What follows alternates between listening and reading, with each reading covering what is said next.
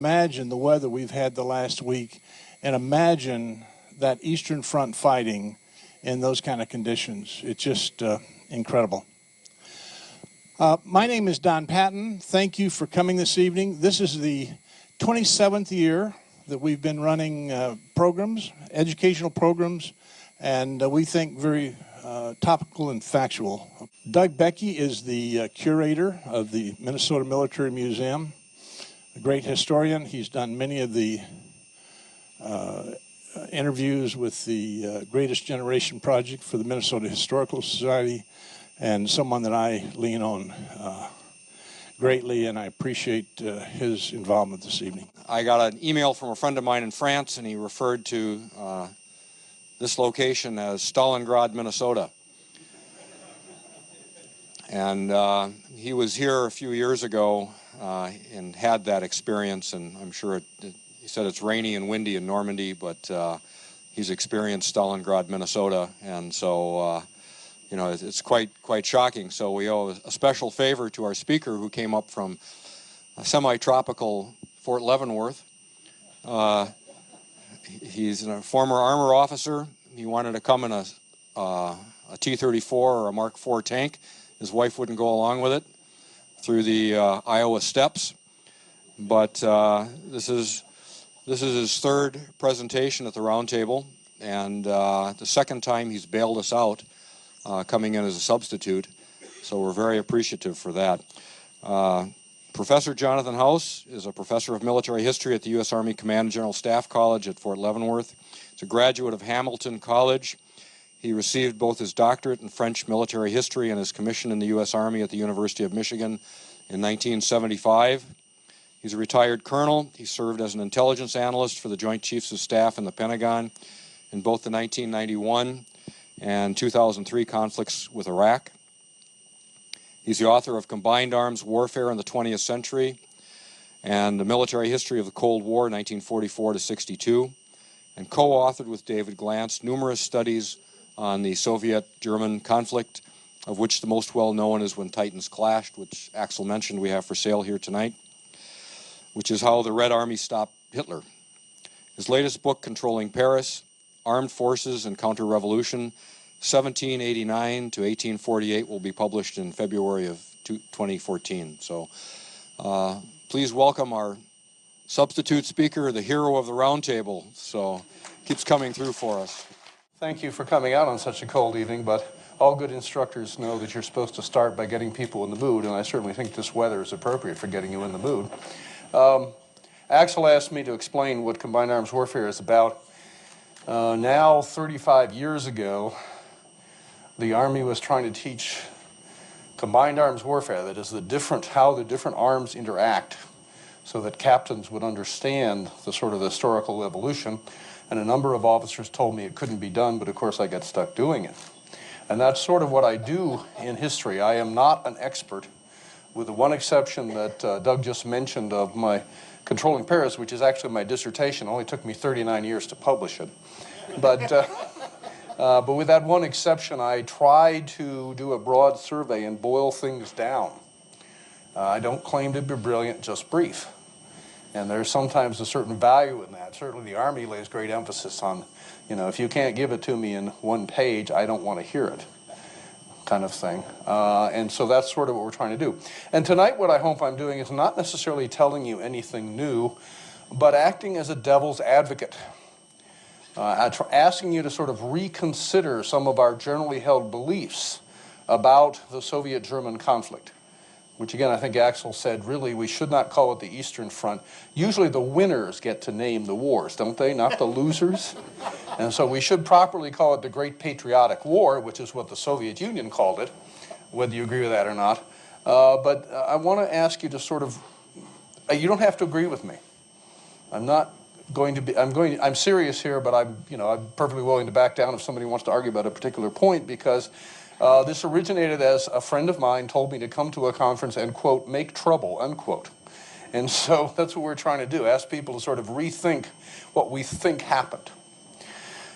And basically, I would submit to you that for the first 3 decades and maybe longer after World War II, We in the West did not know how the Red Army, the Soviet Union, with all its ethnicities, not just the Russians, defeated Germany. I say the Red Army. I'm not belittling the efforts of the Americans or British or French or anybody else who all did great sacrifice in yeoman service, but as a matter of fact, 8 out of every 11 German casualties was suffered at the hands of the Soviets. And that should tell you roughly the proportion of their contribution to victory. And so the problem is that we really don't know what happened. Why don't we know what happened? Franz Halder, chief of the German General Staff, the Army General Staff, the one that really matters historically, during the glory years of German expansion. He was relieved by Adolf Hitler in the fall of 1942. At the end of the war, Franz Halder, along with several hundred other German generals, became our prisoners and eventually our employees. Most people are not aware of this, and that is that when the U.S. Army set out to write its history of World War II, which is magnificent, many of you know there's over 100 volumes of the Green Book series, which within the confines of institutional history, they really do say pretty accurately what people thought. I'm very proud of the Center of Military History, which I used to work for at one point, that as long as you say it politely, you can say almost anything and the Army will back you up, even if it's not popular. But in any case, what happened was that we employed these Germans to write us their version of what happened, their understanding of their part in the war. They did it, I must say, mostly from memory, because we did not have the records. Indeed, we thought most of the records were lost until about 20 years ago when East Germany fell apart and we found that the East Germans did in fact have at least copies of a lot of the documents that people thought had always been lost. What these generals did, and they did it sincerely, I'm not going to try to tell you they were lying or anything else, is they tried to reconstruct for us their understanding of what happened. And this is essential if you want to do military history. You cannot do a good history if you don't have the views of all the participants.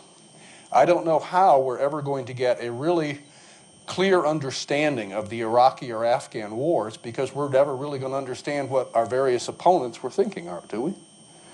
So we had commissioned the Germans to do this, and Franz Halder, in fact, is by name acknowledged in the introduction to one of the 2 published U.S. Army volumes on the Soviet-German conflict, and he's the first name mentioned in the acknowledgments as helping them, because he acted as sort of the editor of this whole effort.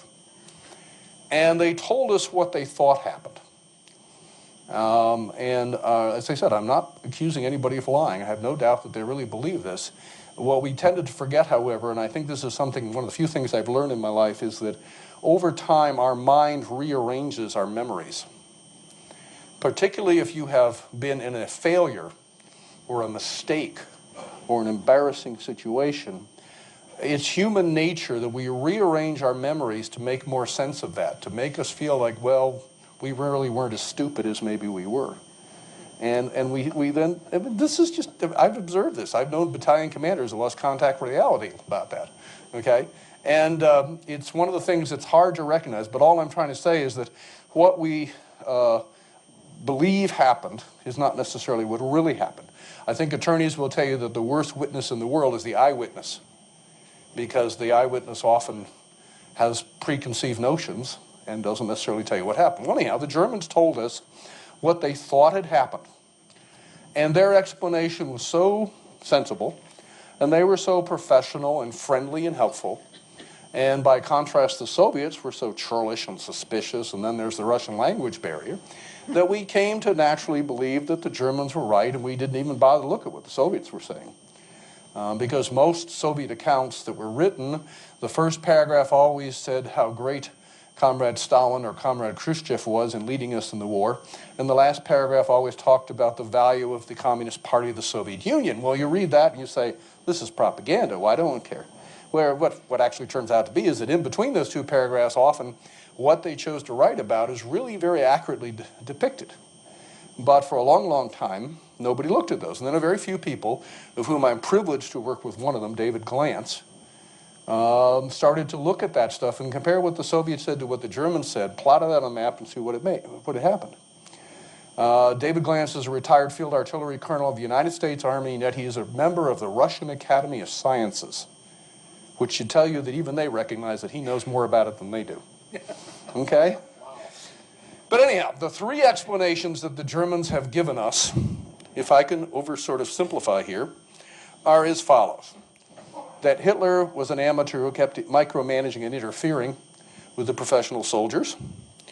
That the weather, as today, was so extreme and the terrain was so difficult that they just couldn't, they were overwhelmed. And that, more importantly, they were just hit by waves of Soviet soldiers dying, and eventually it just sort of overwhelmed them. Now, there's probably some truth to all these things. I'm not going to pretend they're all lies or anything, but I think they're oversimplified. I want to spend most of the time talking about that third question, the question of force ratios and numbers and what's real and what's imaginary. But let me begin by talking fairly briefly about these first two explanations, beginning with Hitler. Adolf Hitler is the universal alibi for everything that happened in Germany from 1933 to 1945. You would believe that no one else made any decisions in Germany. And I have no doubt that people recall it that way. It must be very difficult to live under a totalitarian regime like that. But I hope we're sophisticated enough to understand that one leader, no matter how smart, and Hitler was smart, he may be, cannot really control everything. He sets the overall policy. He may set up structures of competing bureaucracies to make sure they don't cheat, which is what Hitler was good for, and Stalin as well. But he can't make every decision. Take, for example, the horrible subject of the Holocaust, and I'm reluctant to bring it up, but we can't talk about this subject and not consider the Holocaust, right? People tend to assume that Adolf Hitler is solely responsible for the extermination of the Jewish race. And again, I have no doubt that people remember it that way, but if you actually start looking at it, before we get into this, we find that while he certainly intended to do that, there are an awful lot of other people involved. There is, for example, the Wannsee Conference in January of 42, I believe it is, where sort of all the different agencies of the German government get together and decide how and in what order and by what means they're going to kill the Jewish people and what exceptions there may be. And as far as I know, I'm not an expert, Adolf Hitler didn't even know that meeting happened. I'm not saying that he didn't know what was going on. Of course he knew. But that there are other people involved. And yet our recollections when things go bad is to tend to blame one person and just excuse ourselves from everything else. This is particularly true, this sort of using Hitler as an alibi, when we talk about German generals. This is the conclusion of Erich von Manstein's memoirs, Lost Victories. Now there's an evocative title. Right away it tells you what he's trying to argue, isn't he? That if Hitler had only butted out, the professionals like Manstein, of course, which we have only his word for it, could have won the war.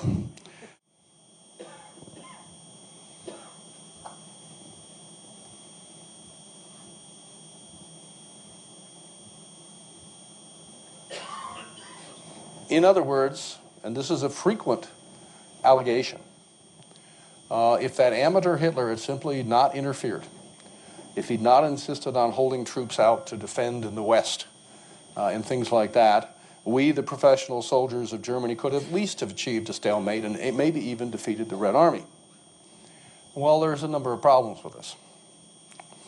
I am by no means an apologist for Adolf Hitler. He is a genocidal maniac. The world is better without him. Don't want to belittle for any or minimize for any moment what he did wrong.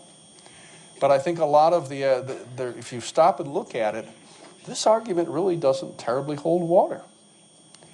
For two reasons. First of all, well into 1943, in instances, and I'll give you an example later, even in 1944, Hitler listened to his commanders. And sometimes even when he would assert something, if they would argue back with him, and Manstein's got a record of doing this for about 2 years before Hitler finally very politely relieved him, but Hitler would say, okay, do it your way.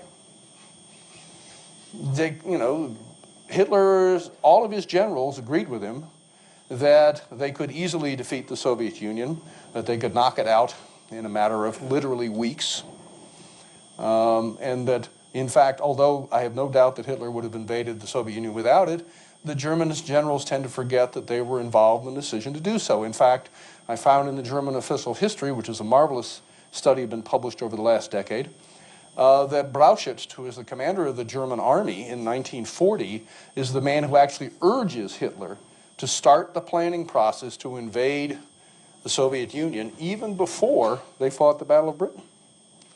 But they tend not to remember that. The only people in the German professional force that did not agree with this idea that we can knock the Soviets out. And why? Because, well, the Soviets have been a bunch of stumble bumps. They barely managed to occupy eastern Poland. They got stopped cold by the Finns. They've been purged, all kinds of explanations. The belief is, generally speaking, that the Soviets will just fall apart. The only people that disagreed with this were the logisticians, the supply guys. There's a cliche that many of you perhaps know about military, that amateurs talk about tactics and professionals talk about logistics, because it is the logistical considerations often that trip you up. And what we have in this case is that the general staff planners, the logistical planners, studied this in the fall of 1940, and then they went to Franz Halder. As far as I know, they did not talk to Hitler. They talked to Halder, the man I introduced before as the chief of the German general staff, and they said, I don't think we can get there from here.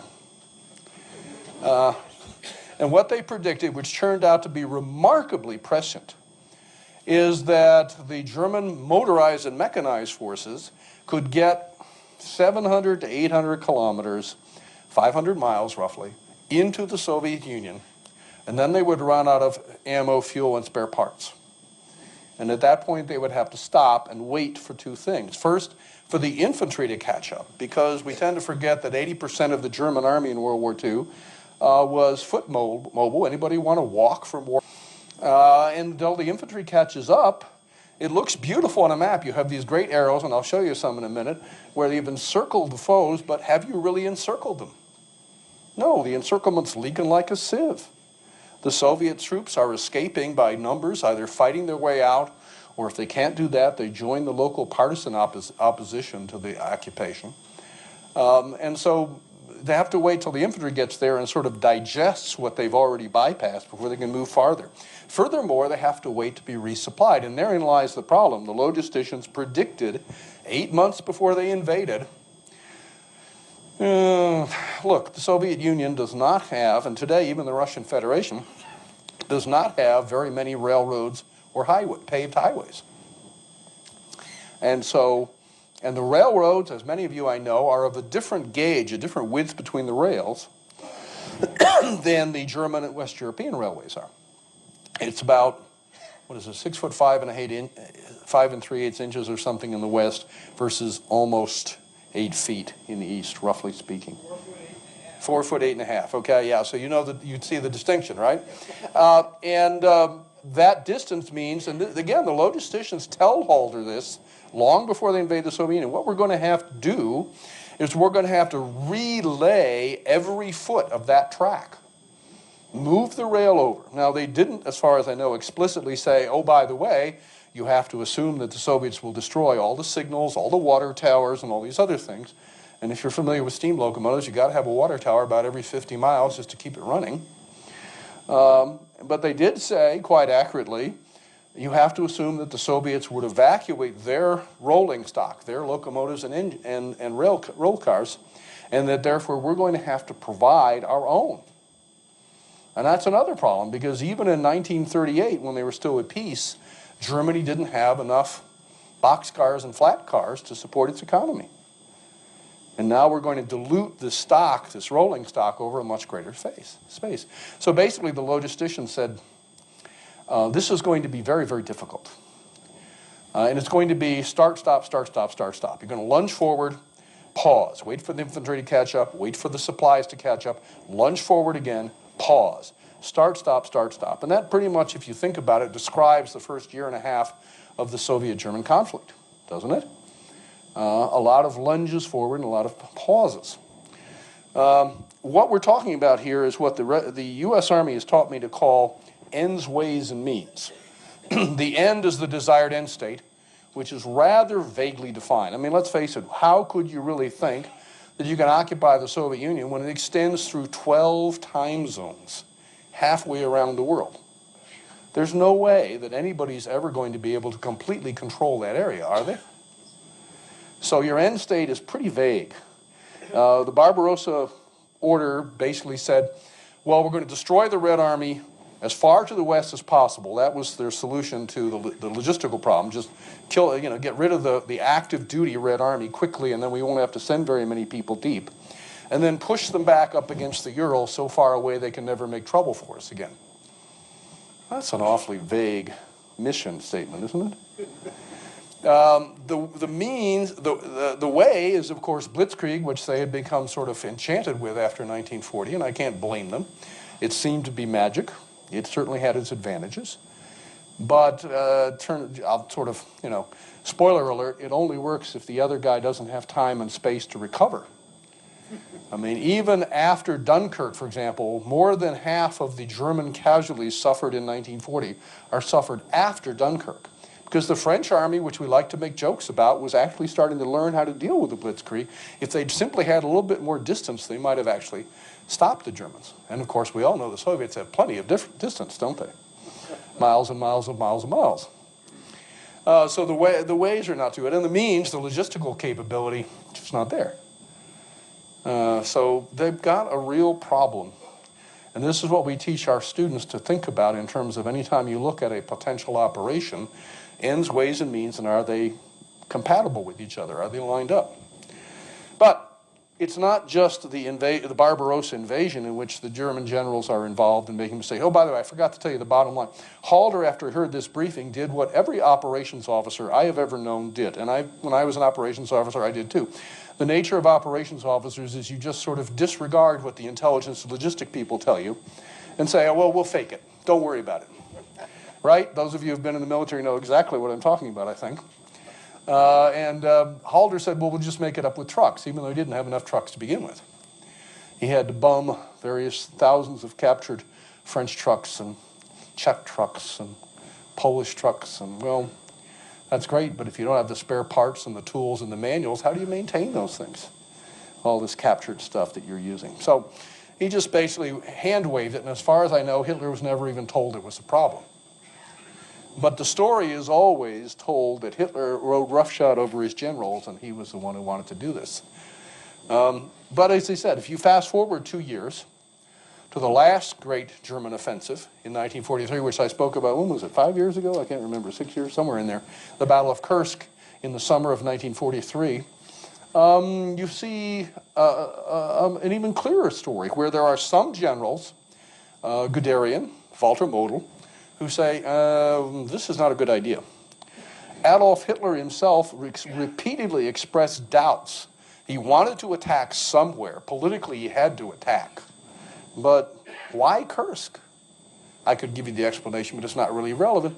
The fact is the majority of his generals insisted that Kursk was the best target, and Hitler went along with them. And again, does not fit our image of Hitler forcing everybody to do what he wants, does it?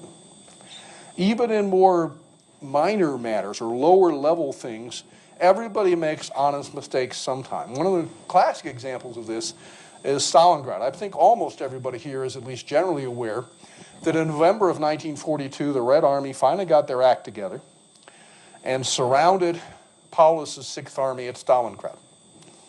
And the legend is that Hitler asked Hermann Göring, well-known drug addict and head of the Luftwaffe, could you resupply the Sixth Army by air until such time as the ground forces can break through and save them? And the legend is that Guderian said, yes, we can do that. And then, of course, he couldn't. Well, the problem with that little legend is that Adolf Hitler and Göring were in two different countries for the first 10 days after the Soviets surrounded Stalingrad. Hitler was in the Ukraine in his forward command post. Göring was back home because as Hitler's designated number 2, he had a lot of other functions to perform, and of course it was very convenient in weather like this to go home to Germany. Right? And so he wasn't the one who made this promise. The guy who actually told Hitler, yes, mein Führer, I think we can resupply Stalingrad by air, is Hans Jeschonek, a fully trained general staff officer who's the chief of staff, the professional really running the Luftwaffe, the Air Force, under Goering's control. Now, I'm not trying to make Jeschonek look like the bad guy.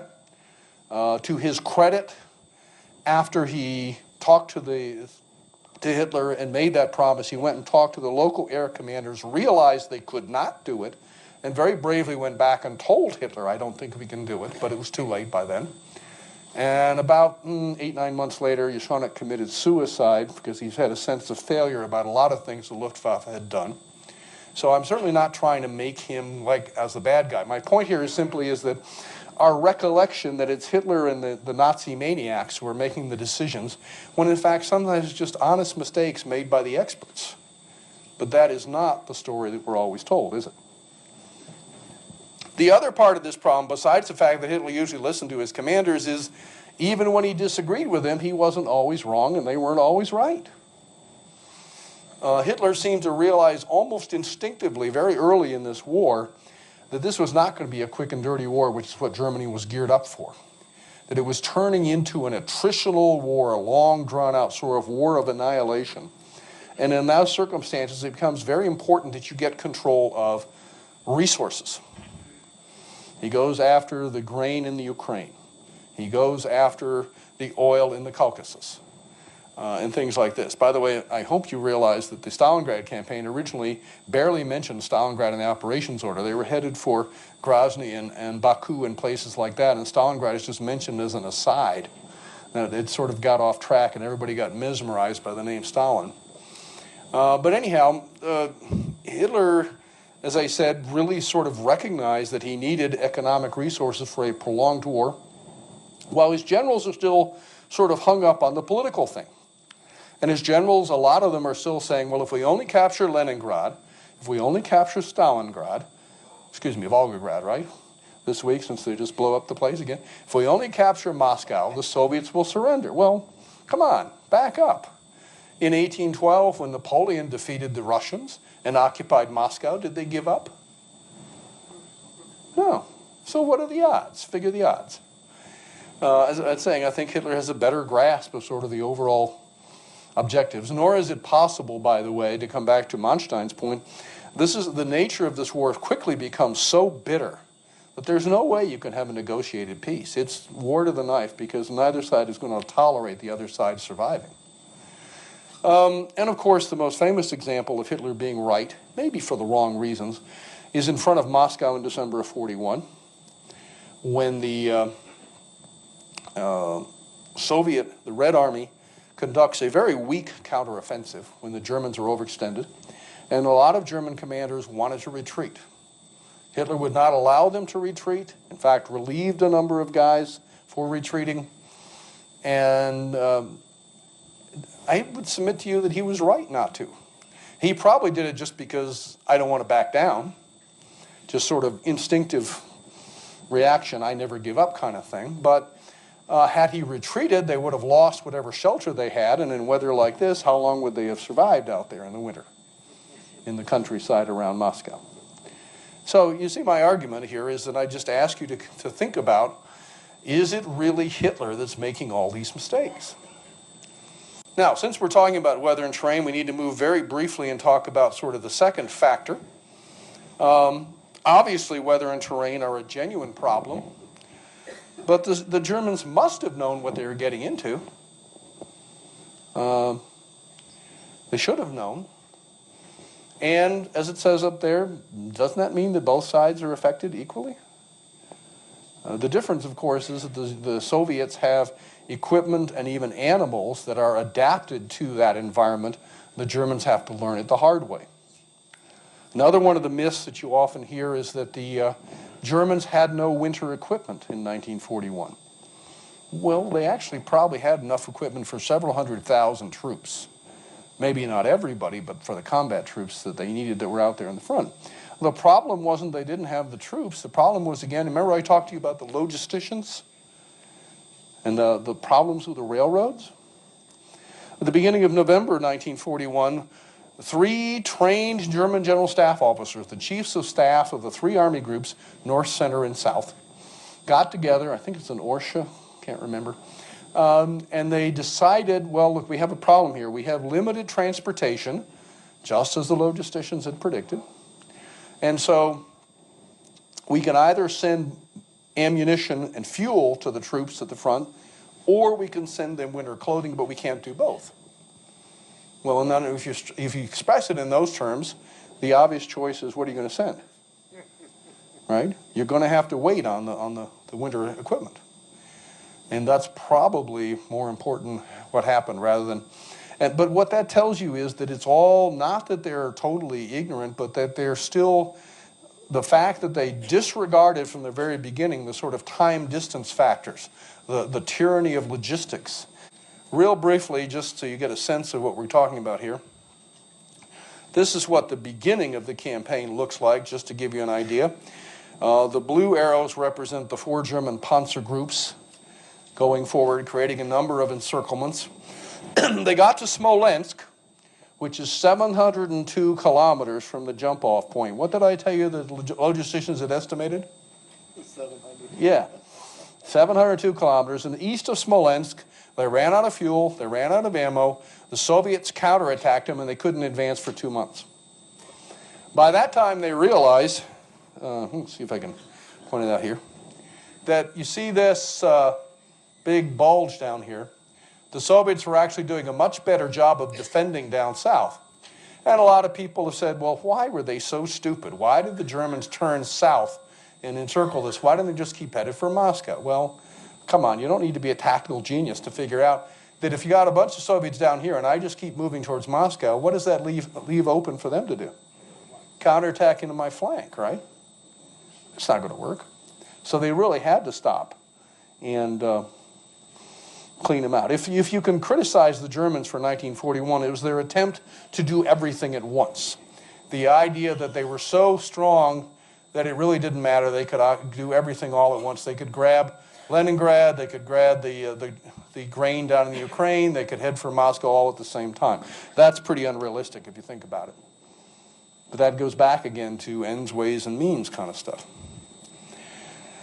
So that's sort of the basic overall view. Now let me come to the third element, the problem element that you often hear about, that they're outnumbered.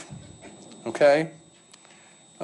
First thing I should point out to you is you don't hear the Germans complaining about being outnumbered when they're winning, do you?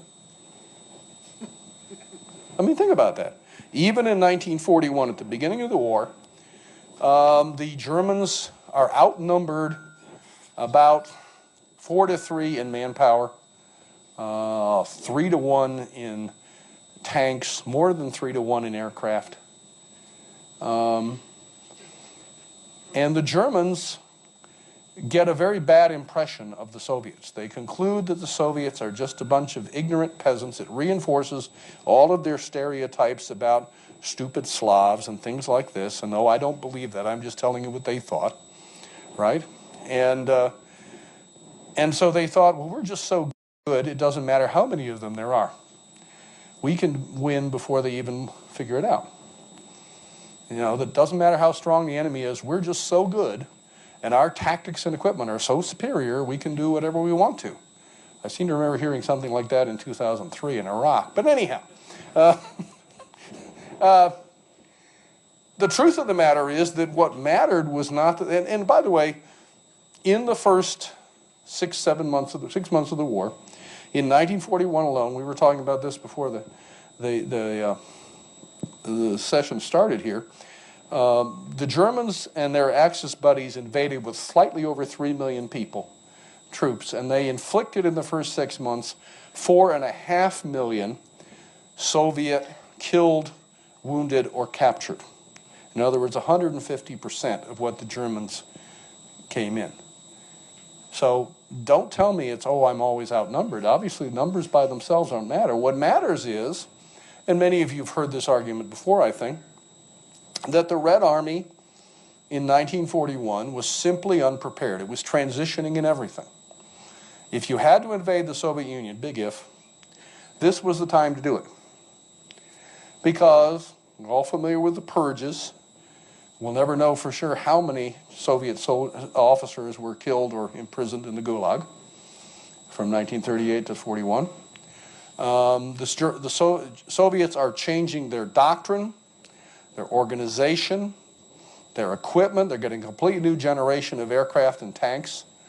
But, you know, that's kind of a problem. Supposing you're an Air Force commander in the Red Air Force in 1941, what do you suppose will happen to you if one of these new aircraft crashes?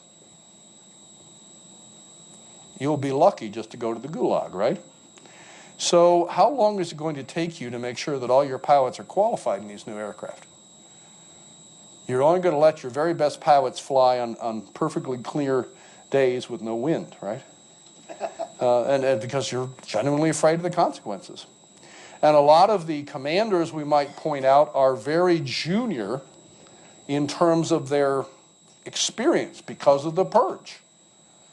There's a story about a major who ordinarily would command maybe 600 guys, who comes straight out of his staff college. I like to tell this to my students.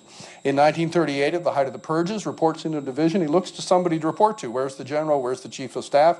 And finally, one of the clerks says, "Oh, Comrade Major, I'm glad you're here. You're now the division commander because everyone else has been relieved." Okay? Well, if you are in that situation, particularly, as I said, when the consequences of failure are not that you get relieved, but that you get terminated or deleted or whatever euphemism you want to use, you're going to be very, very cautious. You're not going to show initiative, are you? You're going to do everything literally by the book in hopes that that will protect you at your court-martial. Okay? I'm serious. Think about it. And that's why the Germans get this stereotype that there's no initiative and no brains and so on and so forth, because it's just not good for your health to show initiative or things like this. But the Red Army is changing everything. They're changing their even their defensive deployments, because we were talking about this in case of the Ukraine. Remember, the Red Army divided Poland with Hitler in 1939. Well, a new border to defend. So they disassemble the defenses at the old border, and they don't quite finish rebuilding the defenses of the new border. And they never quite solve the problem if that means you have to relocate your units into different cantonments and things like this. And so out of all this is they're literally, you name it, they're in transition about things. You can also imagine what a shakeup they went through tactically, doctrinally. First, they go to Spain and discover that what they thought was going to work doesn't work. Maybe because the Spanish infantry can't talk to the Russian tankers, I don't know. But then they watch what the Germans do in 1939 and say, oh, now maybe we need to take this armor stuff seriously after we just decided we couldn't do it. Then they get stopped by the Finns and they have to rethink their whole training and doctrine and so on. So you see, they're constantly sort of adjusting to things and they never quite get their act together for a period of 3 or 4 years. At the same time, they're losing all their leaders. So my point here is simply that I would submit to you that it's mostly this, the fact that the Red Army is going through so many changes at once. It's amazing they held together. However, if you fast forward about 14 or 15 months to the fall of 1942, by that time it's the Darwin Awards. Those Soviet commanders who have survived know what they're doing, right? Almost by process of elimination, literally elimination, okay? And so the Germans don't want to admit that. They've got their built-in stereotype that these guys are inferior to us. They don't want to recognize that it was simply a temporary set of circumstances that gave them this great advantage. And when the advantage is gone in the fall of 42, all of a sudden, the easy victories disappear. It's that kind of sort of dogged Soviet resistance with enormous casualties, plus the vast distances involved, that make the German objectives unattainable. Now, let's talk, as I said, still talking sort of at the wholesale level of overall figures. The census figures are very suspect. Stalin rigged the census figures, for example, because he didn't want anybody to know how many people died during collectivization and things like that. But roughly speaking, the Soviet Union has about twice as many people in as Germany does at the beginning of the war. So your average German officer had to know that, didn't he, going in? But as I said, it seemed to them it didn't really matter. We're so much better, who cares? In the short run, they were right. In the long run, well, that's another story. And more importantly, the Germans, even given their inferiority in numbers, do not have enough reserves and replacements to match, even proportionally, what the Soviets have. The Soviet Union in 1941 had 5 million soldiers on active duty and 14 million trained reservists waiting to go on active duty. The Germans, well, when they go into the Soviet Union, all they have are 321,000 18-year-olds who have just finished basic training in May 1941. That's their complete supply of replacements for the next year. And they run through that many in about the first 3 months of the war. Why doesn't Germany have reservists? Well, a couple of problems here. They're noted up there. As a proportion of its population, Germany was and is more industrialized than the Soviet Union. So obviously, if you need to continue producing weapons, you have to rob Peter to pay Paul. That every time there is a campaign, and Hitler sort of did this with a pendulum effect for 3 or 4 years, you call people up on active duty for a brief period of time, you conduct a campaign which you hope is over in a few months, and then you let them go back to industry. Ultimate example of this, again in the German official history in the boring volume on personnel, is that in May of 1941, the OKW, what we would call the Joint Chiefs of Staff, sent out a memorandum to the manufacturers of Germany who were complaining, why are you taking all my best people in the army? I need them to make weapons and other things that you want me to make. And so the OKW sent out a memorandum saying, don't worry, we're only going to keep your people for 4 months. We will discharge them by the 30th September 1941. Now what does that tell you about how long you think it's going to take them to destroy the Soviet Union? That they can start demobilizing in 4 months? Not quite. The other problem is the Versailles Peace Treaty of 1919. And then here I need to sort of rely a little bit on your memory. Germany invented the whole system of reservists that was used for almost 2 centuries in Europe. We never quite figured this one out, by the way. We always sort of abused the system. The idea was the Germans, while they were originally fighting Napoleon, said, okay, the Prussians at that time, we will draft 18-year-olds, train them for 2 years or 3 years, and then release them into the reserves. And we won't call them back again until we need them for war, which not only saves money, but it also means you can train a lot of people because if you have limited barrack space and weapons and things like this. Well, believe it or not, back in 1919, politicians still read history. Now there's a concept. The politicians who met at the Paris Peace Conference at the end of World War I knew this, and they set out to prevent Germany from doing that anymore. And so they limited, most of you know, I think, that the Reichswehr, the German Republican Army, was limited to 100,000 men, smaller than the German police force. But not only were they limited to 100,000 men, the minimum enlistment period was for 12 years. Anybody want to be a recruiter when the minimum enlistment is 12 years? Okay. And that prevents you from sort of cycling them through, right? Now, did the Germans cheat on the edges? Of course they did.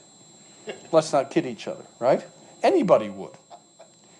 But by and large, the young men who turn age 18 in Germany in the 1920s and early 1930s never get trained. It's called the white years or the blank years in German history.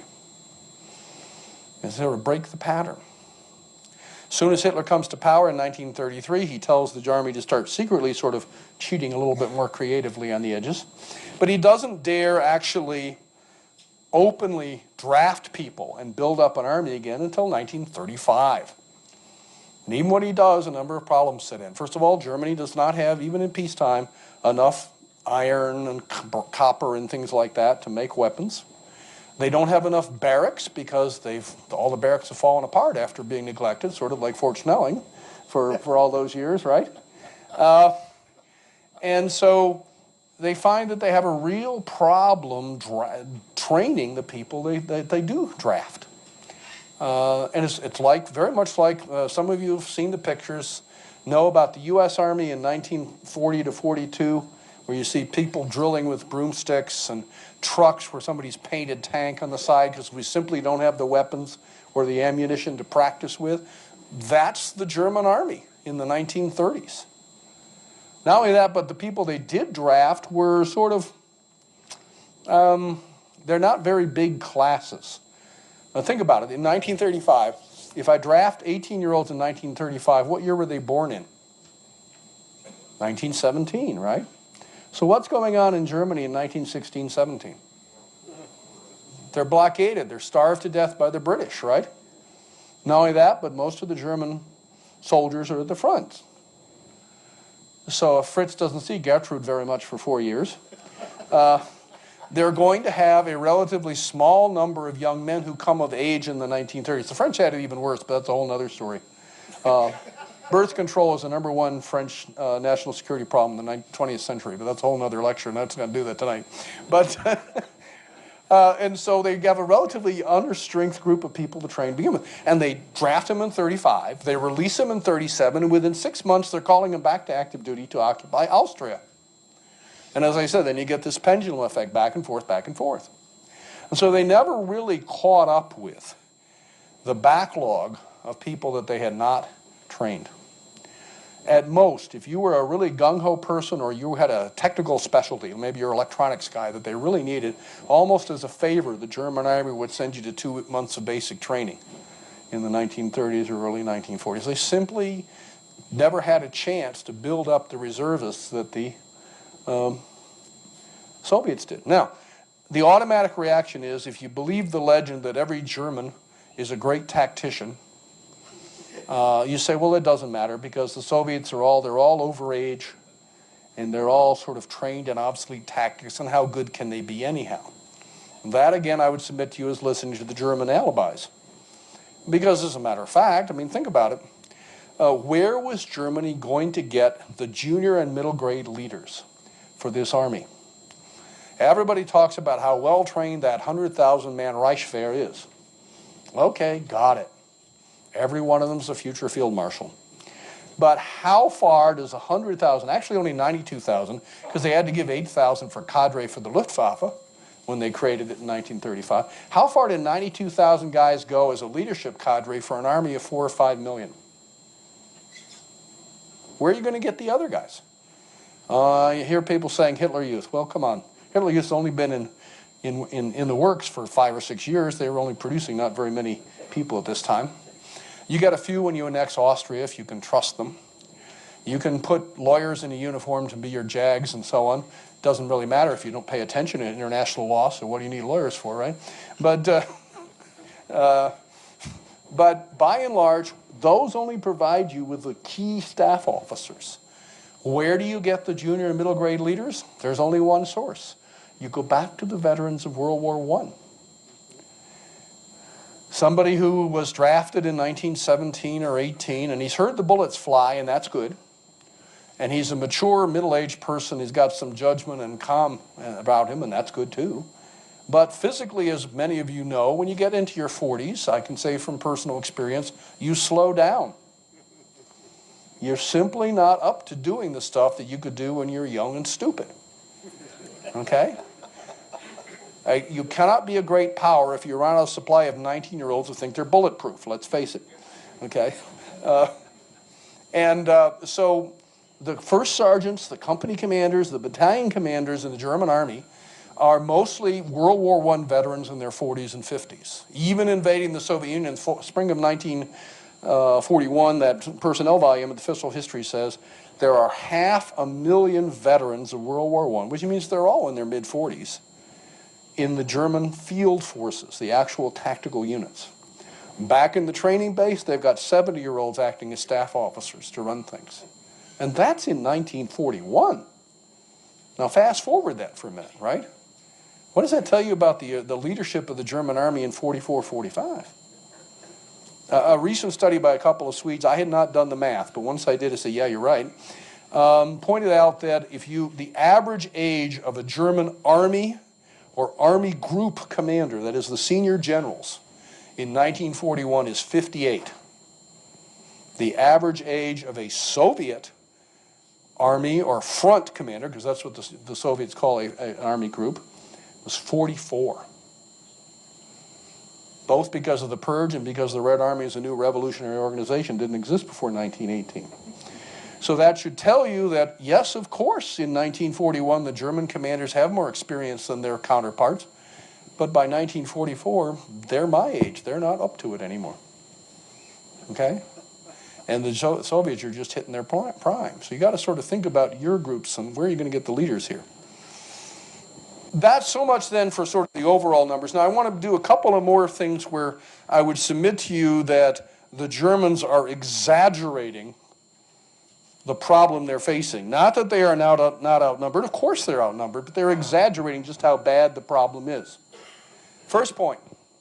I say this to you as a career professional intelligence analyst. I'm one of those Iraqi analysts everybody likes to blame for 2003, but that's another story again. Naturally, automatically, unless you know otherwise, intelligence analysts always assume that your opponent is at 100% strength, that he has every tank, every truck, every soldier he's supposed to have. If you do otherwise, you might underestimate your enemy, and that's really kind of dangerous, isn't it? On the other hand, you know what your actual strength is, and those of you who've been in the military know you never have 100% of the strength, do you? Did you ever see a unit? Did you guys ever see units that were 100% strength? You're lucky to get 85% on a good day, because there's always somebody who broke his leg, or some truck that's missing a spare part, or something like this. So if I compare the ideal, perfect enemy strength to my actual strength, I'm going to exaggerate how strong the enemy is, aren't I? You tell me, oh no, people don't do that. I was in the room in the Pentagon in 1990 when the Central Intelligence Agency and the Defense Intelligence Agency agreed that that's exactly how they were going to count the Iraqi army, assume that every Iraqi division was at 100%. So this is reality. I'm not making this one up. Secondly, we tend to assume when we hear these huge numbers, and our mind has trouble wrapping around the idea of hundreds of thousands of troops and thousands of tanks and artillery pieces and stuff. It just does not compute. I don't know about you. We tend to imagine them as being all in one vast battlefield. Well, a little thing called terrain gets in the way. Take, for example, the Battle of Prokhorovka. By reputation, Prokhorovka, which is part of the Kursk campaign, is the largest single tank battle in the world, ever. I don't know how that compares to 1991, but that's another question. There are 4 high-priority SS and German motorized mechanized divisions versus 5 Soviet tank corps. A Soviet tank corps in World War II is a sort of an understrength division. And we have imagines of like thousands of tanks. But the reality is that the Battle of Prokhorovka is actually divided into 4 different battlefields. There's railway lines and rivers that separate it up. In any one of those 4 battlefields, the most you would find is about 600 tanks on both sides. Now that's a huge number, don't get me wrong. I'd like to see 600 tanks in one place, wouldn't you? But that's only the strength of 2 U.S. Army heavy divisions today. So it's not really that huge a number. And so our mind and Hollywood sometimes sort of exaggerate the numbers involved. Finally, and perhaps the most important thing I want to give you a couple examples about, is Soviet deception planning. The Soviet term for this, some of you may be familiar with, is maskirovka. You can hear the word mask in there, can't you? You don't have to be a Soviet linguist to hear that they're talking about concealing something, like wearing a mask, true? And Maskirovka basically is a combination of things that we in the U.S. think of as two different subjects. Operation security, how do I conceal from the enemy what I'm really doing? And deception planning, how do I sell the enemy a bill of goods, a notional, imaginary enemy? So he prepares for the wrong thing. And here's where we really sink down into things, because the Germans, of course, since you start subconsciously thinking you're superior to your enemy, find it hard to imagine that they could ever be tricked. No, that never happens. We can't do this. They're a bunch of dumb peasants. How are they going to trick me? Kind of attitude. And in fact, the Soviets tricked them over and over and over again.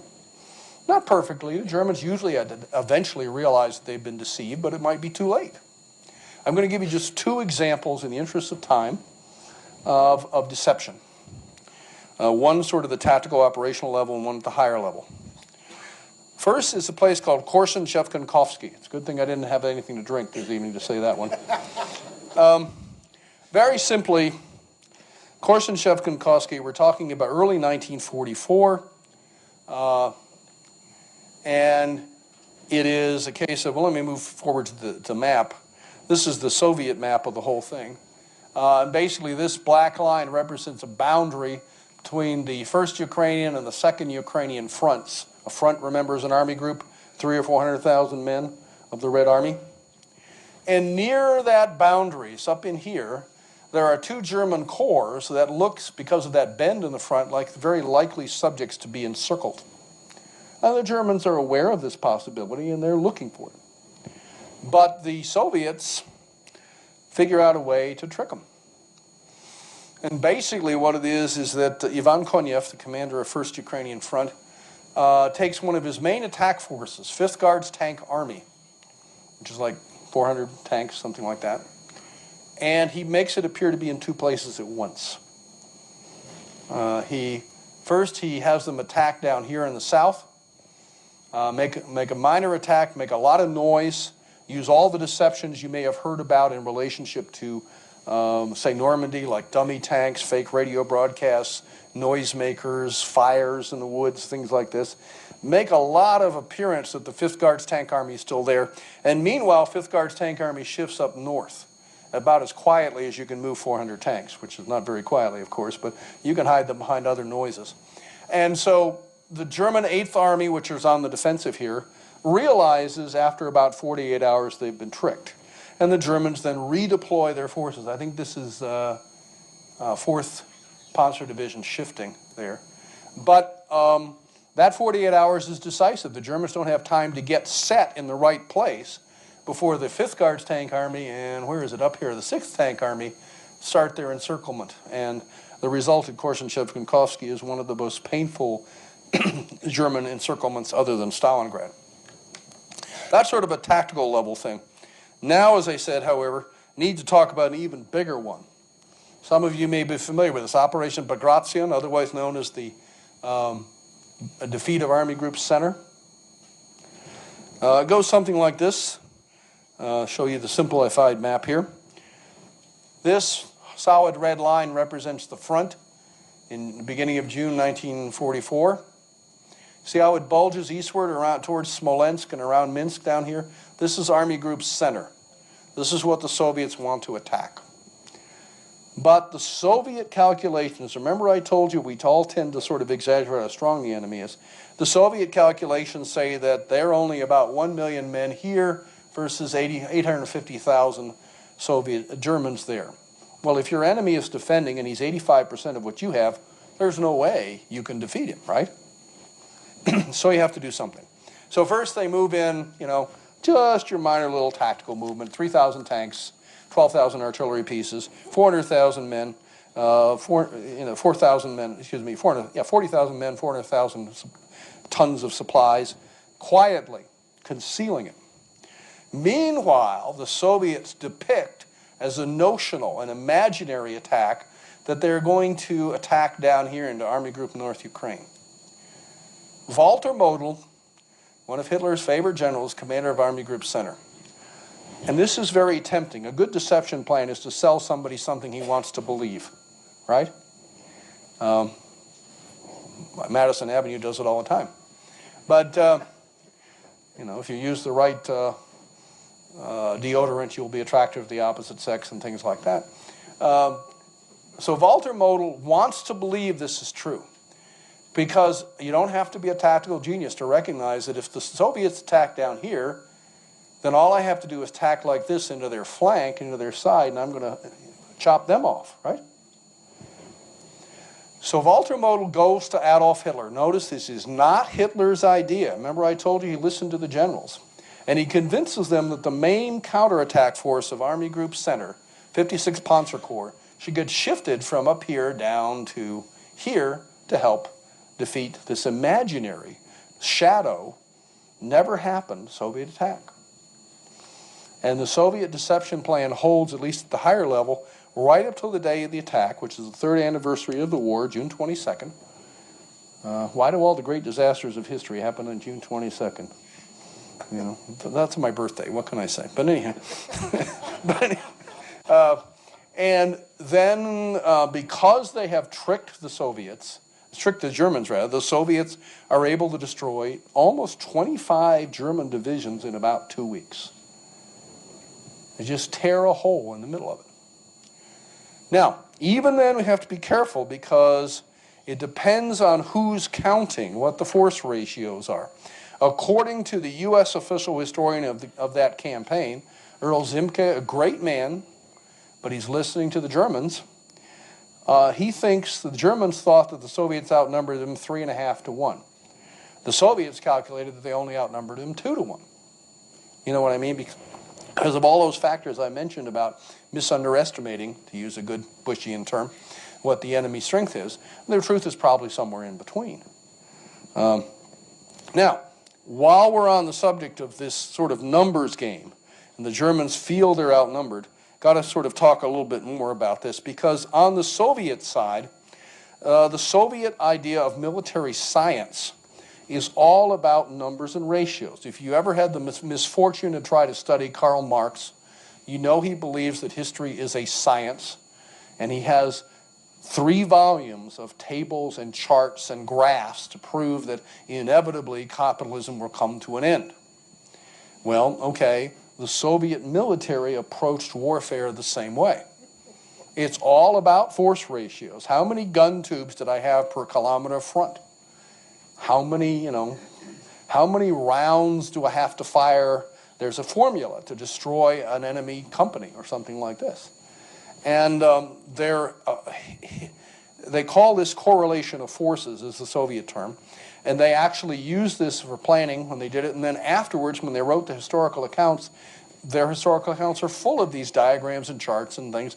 When over the last 50, 60 years, these reports, which were classified secret, have leaked out, and we have most of them now, inevitably, it looks to the reader like the Germans are right. We're outnumbered.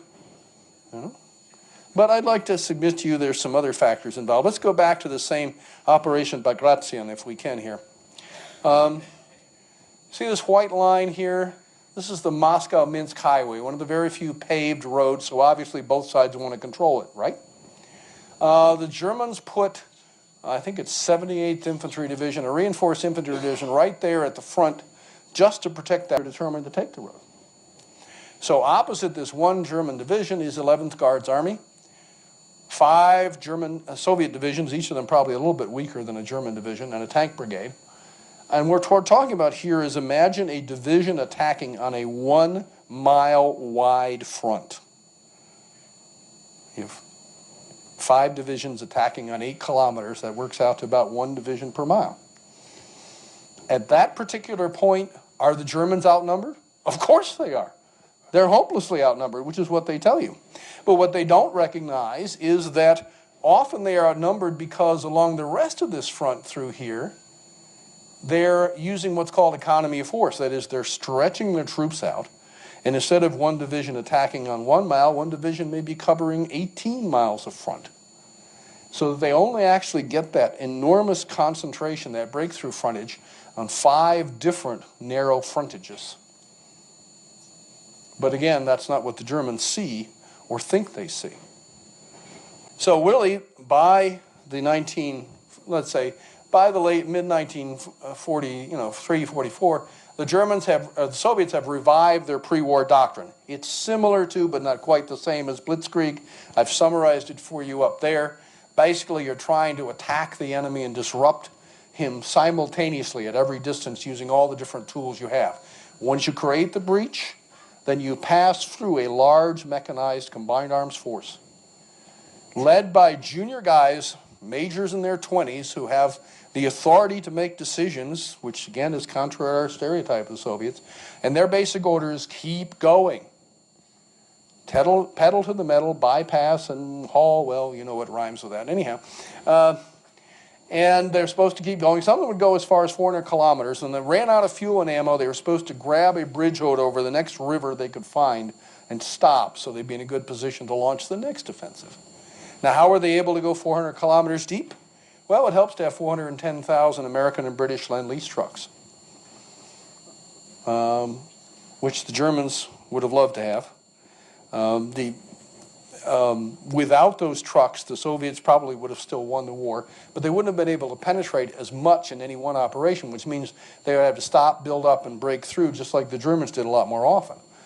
Those trucks and the railroads to support them are one of the hidden reasons why the Soviets are successful. But again, you don't expect the Soviets to admit that American aid is helping them, do you? Come on, this is the Cold War we're talking about. Okay, so what I'm trying to suggest to you is that the Germans feel they're outnumbered, and they are. But what really is getting them is that I'm trying to argue with you that the Red Army is combining deception, extreme concentration on a few narrow frontages, and then rapid exploitation to the rear. And that's what makes them so successful. And the problem, or reason why we didn't hear this from the Germans, is that we are dealing mostly with people like Halder and Guderian and Manstein and Mellenthin, who fought the Soviets in 1941 and 42. And the first impressions almost matter. Let me suggest to you a parallel situation. Supposing I want to write a history of how well the U.S. Army did in World War II, and my entire database is going to be that I'm going to ask the German Army and the Japanese Army, how well did the U.S. Army do at the end of 42 and the beginning of 43? How well are we going to come off? Places like Kaiserine Pass and Buna and places like that. I don't think we're going to look very good, are we? But that's our image of what the Soviets were doing. So then the obvious question is, it says down there at the bottom, is, well, what about the German commanders of later in the war who were opposing the Red Army when it was at its best? Why don't we hear much from them? Anybody? They're dead, or they're in the gulag for 10 years. The only exception I can think of is Erhard Raus, who was an army commander in 1944-45, and he's much more respectful of the Soviets. So I'm trying to suggest to you then that we perhaps are looking at a biased database. The Germans then began the war with a lot of advantages, which they didn't really realize how much the advantages were helping them for the first year and a half of the war. The Soviets survived that, caught up, and eventually matched their foes, something the Germans don't want to admit. Yes, they were outnumbered, but what mattered was not just being outnumbered strategically, but tactically, because the Red Army is so good at deception and concentration. Thank you.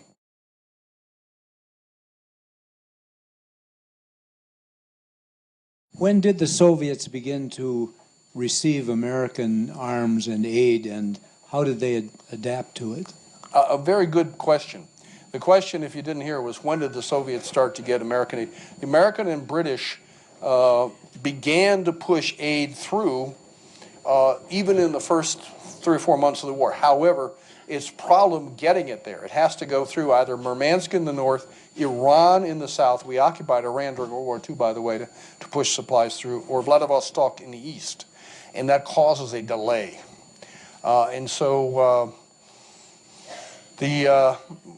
You can see significant numbers by mid-42, but when they're at their most desperate, we really haven't got much to them there yet, if that answers your question, I think. Also, of course, when we do get the stuff to them, they don't like it because our equipment is not necessarily designed to fit their tactics. So they think we're giving them garbage. They don't realize that we have our own design and tactical problems. Okay. How important was the delay of the assistance of the Italians in the Balkans? The war was supposed to start when the mud dried up, and it was delayed about 6 or 8 weeks. Absolutely. It's important in two ways. The question is, how in 1941 the original plan was to invade on May 15th. But both because it was a very wet spring in the Pripyat marshes, and also, as you said, because the Italians tried to attack Greece, Greece defeated them, and Hitler loyally had to go bail his ally out, and that caused a delay. And that has a number of factors. First of all, as you say, it means that the war moves back about 5 weeks. And so they're invading the Soviet Union on exactly the same day of the year that Napoleon invaded. We all knew that was too late, right? Okay? But then, in addition to that, it causes that much more wear and tear, that many miles more, that many spare parts used up on the German vehicles, right? And it also has an effect from intelligence because Stalin received reports that they were going to attack on May 15th. When they didn't attack on May 15th, what do you suppose he said to subsequent reports? His exact words were, "Bleep your mother, you're dealing with a deception plan," So yeah, that's a key part, I think, of the German sort of error about the whole thing. Whether it would have made a difference, I don't know, but it certainly didn't help them. What impact did the failure of the Japanese and Germans to coordinate overall broad strategy have on the ultimate German defeat? I think that's a very good one. As I mentioned with the relationship to the Italians, Hitler was a very loyal ally. And he had urged the Japanese to attack the Americans just to distract us from him, so we wouldn't provide as much lend-lease and so on and so forth in 1941. But as far as I know, they did not actually tell him before Pearl Harbor. However, once they did attack at Pearl Harbor, he felt obligated to declare war on the United States. We didn't declare war on him. I think Mr. Roosevelt would have had a problem, in fact, after Pearl Harbor, convincing the public that we should fight Germany when if Germany hadn't been dumb enough, let's put it that way, to attack us. So the failure to coordinate, I think, is a big problem. However, if you may recall, and it sounds like you're probably already familiar with this, in 1939, the Japanese had challenged the Soviets in an undeclared war in Mongolia, and the young Zhukov had cleaned their clocks at a battle called Hulkengal. And so the Japanese army decided, let's pick on somebody easier. And they were very reluctant to go after the Soviets. So yeah, I think that failure to coordinate is again, something that in retrospect you say that might have made all the difference. We don't know for sure had the Soviets and the Germans been able to attack together, or at least coordinate what they were doing. Certainly it doesn't help to have end up in 6 months, Germany ends up fighting the two greatest industrial powers in the world, the Soviet Union and the United States. That's not good. I understand that Stalin disposed of his high commands at one point before and during the war.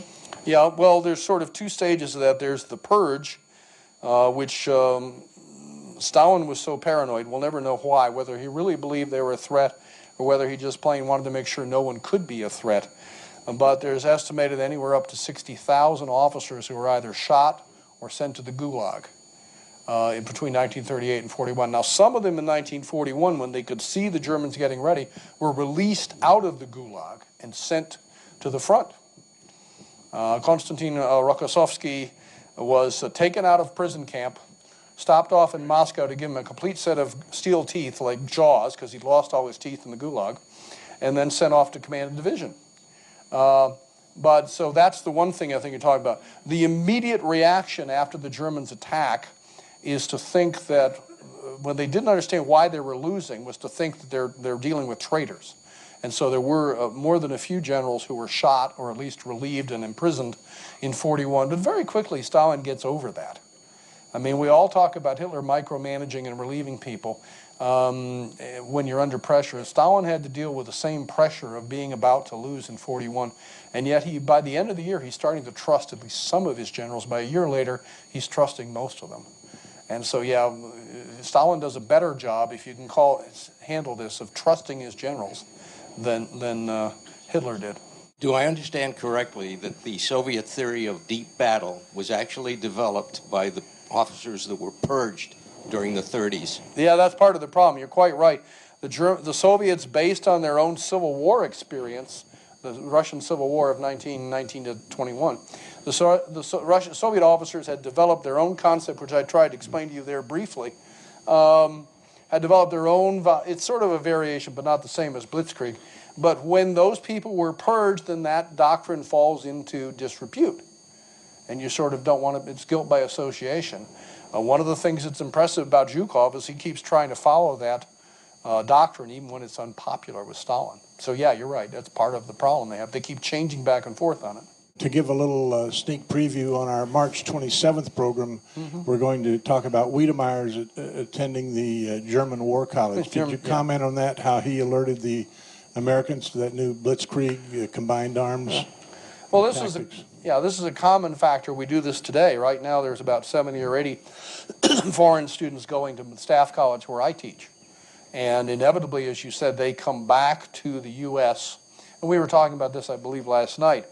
Wiedemeyer claims, and Manstein claims a lot of things that he can't prove, and Wiedemeyer claims a lot of things that maybe are dubious, that he was able to draw up the plan for how we won World War II.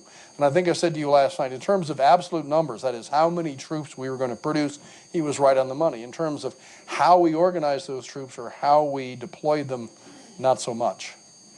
It was just a staff exercise, the kind of thing that, and one of those things is, and something we all tend to forget is, the Germans could indeed, as Wiedemeyer was taught at the Kriegsakademie, they could take the number of troops they had and divide them up into so many divisions and so many corps headquarters. That's it. The Americans, when they have to conduct a war all over the world, where you have to project power, have to invest a lot more into logistics and building runways, and so you have a lot fewer people with sharp weapons in their hands at the end of that force, and that's something I don't think Wiedemeyer really anticipated when he did it. But another comment, if most of the people here will be following current affairs pretty closely, the current president/general in Egypt is a graduate of the Army War College, and if you actually look at that, in many of these countries, they had their senior military training at some point either with you down at Command General Staff or at the Army War College. Yeah, and this is one of the problems you have, particularly since the fall of the Soviet Union. The State Department has mandated that we sort of try to teach those people the American way. We take them to factories, we take them to local government, we take them on a tour of the Washington departments and try to convey the concept of civilian supremacy in defense affairs, and obviously we didn't work too well on this one, right? Have the typical history textbooks at this point changed their accounts of the Eastern Front in terms of what happened based on some of the things we've heard today? I will confess that I don't keep track of every survey course, but I think it's now become sufficiently widely held that people are starting to do this. But take the same token. We have a lot of stereotypes even in our own Army. If you open the average American history textbook about Vietnam, it will tell you that Special Forces are a counterinsurgency force. And anyone who's been involved in Special Forces knows that's not what they were designed to do, was it? No, they were designed to be the insurgents. So there's a lot of mistakes still out there, and I would suspect the same thing is probably true of the Soviet-German conflict. But I think we're doing better than we used to, yeah. Step back to what a lot of us think of as the pivotal moments on the Eastern Front, Stalingrad or Kursk. Would you describe the events in those campaigns more as successes of Russian deception and intelligence or failures of German intelligence? It's often failures of German intelligence. The Germans, I didn't make this point clear, and I probably should have. The German plan was to destroy the active Red Army. They didn't even think about, weren't even aware of the reserve armies way in the depths of the Soviet Union. So it's a failure of German intelligence. As an intel officer, I would tell you part of the problem is that in the German organizational system, the intel officer works for the operations officer and is rated by the operations officer, who feels free to disregard what the intel puke tells him anytime he wants to. Okay? But yeah, it's often a failure of German failure. And in the case of Kursk particularly, and I think I said this at the time when I talked about this 5 years ago, the amazing thing about Kursk is it's the first time that any opponent of the Germans was able to predict exactly where Germany was going to attack. And for that reason, they stopped the blitzkrieg before it ever got to the breakthrough stage. It's almost, you know, a counter-revolution in military affairs, if you will. That the Germans are, it just never occurs to them that they won't somehow break through, because they've never failed before in 4 years of war.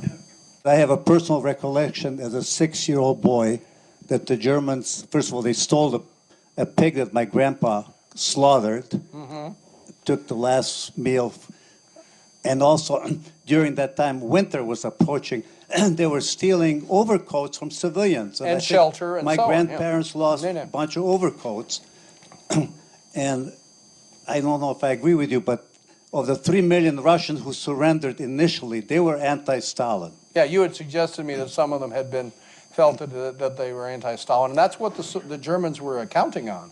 But the Germans started killing them off, marching them with hunger. Also, I'm sure you know that since the Germans had, 15 million of their men in the army, roughly, the factory workers were replaced by slave labor from Poland, Ukraine, and Russia. And where, as a young boy in this particular factory, my dad was a translator since he knew both German and Russian. There were 100 18-year-old girls working, making fuel tanks for the Panzers, and because there was no German labor to do all this stuff. And this goes back to what I was trying to say about Germany doesn't have enough manpower, particularly for its industry. And you're absolutely right. Even before they invaded the Soviet Union, they had 2 million Frenchmen and other people as forced laborers. And then they probably get something like 4 million more forced Soviet laborers, many of whom did not make it home because of the harsh conditions and the starvation they were given. You know? But the big crime was that after the war, the Russians, of course, forced all of their so-called citizens to go back to Russia, and the Americans and British allowed the Russians freedom. We were in British zone, or I was in the British zone, to force these people. And I heard I saw trains leaving with the Russian workers that were forced by the Germans to come to Germany.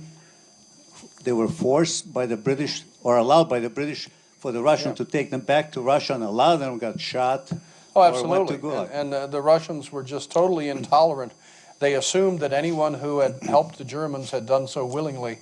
And so, as you said, they would, at the very least, they would be imprisoned. In the accounts given by the German officers who were the source for much of our history on World War II, did they ever mention knowing about the sort of reputation the Russians have for brutal savagery on the battlefield? Did they ever mention that? I mean, these people fight like mad, especially when they're cornered and, you know, up against enemies with much better weapons and tactics even, and they a lot of times win just because of that passion on the battlefield. Did they ever mention that? Oh, absolutely. I mean, that's a very common figure. But each side, of course, blames the other side for starting it, whereas, in fact, both sides are guilty of all kinds of atrocities and mistreatment and everything else. But you're right. I think that was commonly understood. And indeed, it's one of the reasons why the Germans last so long is that there's no thought of surrender. Most Germans and many Soviets, after the first couple of months are over, would rather die than fall into enemy hands because they know what's going to happen to them. Whatever happened to German Chief of Staff Franz Halder? Whatever happened to him after the war? Well, as I said, he was imprisoned and then he became a U.S. employee, and as far as I know, he died in his sleep peacefully. In the United States? No, in Germany. In Germany. And that's true of a number of the German generals. Indeed, there were part of this problem is during the Cold War, we wanted to recreate the German army to oppose the Soviets. And so we turned a blind eye to a lot of war crimes and things like that, let convicted German generals out of prison like Manstein, and to sort of encourage the Germans to build up the West German army. So yeah, a lot of them that you would think ought to have come to a bad end didn't. I think that was Operation Paperclip, if I recall. Well, that's another part. Operation Paperclip was specifically getting people that we wanted, like 150 missile designers, of whom the most famous one is Werner von Braun, brought to the U.S., and the Soviets did the same thing. The Soviets took a lot of the V-2 scientists that they captured to the Soviet Union, but they didn't trust them as much as we trusted ours. But yeah, there were a lot of specialists that, Werner von Braun, for example, should have been imprisoned because they used forced labor to operate the missile factories, and he was in charge of it. But he got away clean, as far as I know. I was wondering if you could put Snyder's Bloodlands in context to this, and I have a second, more personal question, is how you feel your academic training at the University of Michigan fits in with what you're doing now. Yeah. I hesitate to. Bloodlands is an interesting sort of effort to try and give you the gut level view of things, and that's not really what I'm trying to do, so I'm not sure I can make a useful comparison. I got a lot of training. First of all, I got taught how to write, which is very important in college as an undergraduate. And then in graduate school, I was exposed to two fine men, one of whom is very famous, John Shai, and some of you may know, and the other one nobody's ever heard of, John Bowditch, who had both been officers themselves, and they taught me a heck of a lot about military history and the way that armies operated. And I never really realized how lucky I was to know at the age of 23 stuff that most people don't figure out till their 30s or 40s. I know that you stated the reluctance of the Germans and the Soviets both to be captured. Was it worse for German POWs or Soviet POWs? Believe it or not, there was a lower percentage of Soviets who fell into German hands who survived than the reverse. Something like 57% of Soviet citizens and POWs died in German hands. And that is, you can blame the Einsatzgruppen, but I think it's a principle of international law that if you take the man prisoner, you're responsible for him. Even if you turn him over to somebody else, it's still your responsibility if his rights are violated. And so, yeah, I think that the Soviets suffered more. You had mentioned the foreign students attending the Command and Staff College at Leavenworth. Mm-hmm. How are they, is there a vetting process, an application process? Is it by invitation only? Who decides who is allowed in? How does that happen? In most cases, it's a matter of, diplomatic arrangement, who gets how many people each country can send. And then the country itself almost always gets to choose the person. The only requirement we put on is they have to usually pass an English as a second language test. And sometimes it's pretty flaky about that. I had a Japanese officer last year, and I don't blame him in the least, who had a great deal of difficulty understanding what was going on. Eventually, I just let him brief in Japanese, and then an American Marine who had studied Japanese would translate for him afterwards because he had so much trouble. But we don't hand-pick them, no. But what you find, as Don mentioned, is disproportionately, those guys are the very best in their service. They often show us up. They're often best in the class. And they go back and, generally speaking, become very senior in their armed forces. All right. For those of you who don't know, I knew Hal Deutsch when I was a very junior officer. He was a very impressive guy who had actually been a witness to history in a way that most of us can't. He had actually interviewed Ludendorff, for example, and things like that as a young graduate student. And so I think a great deal of him and of this whole program. So thank you.